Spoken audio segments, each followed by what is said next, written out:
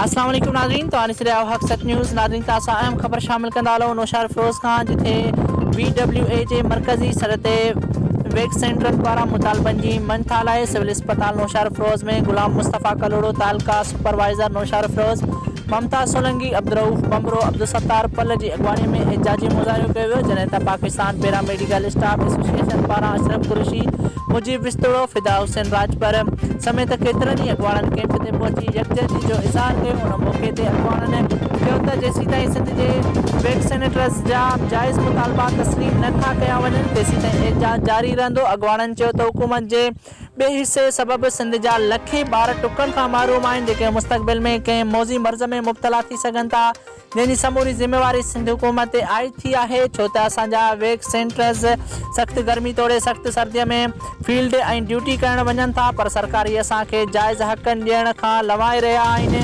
जेकॾहिं मुतालबा तस्लीम न कया विया त वज़ीर आला तरफ़ां लॉन्ग मार्च जो ऐलान कंदासीं। नाज़रीन, रिपोर्ट करे रहियो आहे मंजूर मलिक, ब्यूरो चीफ, हक़ सच न्यूज़, नौशाद फिरोज़।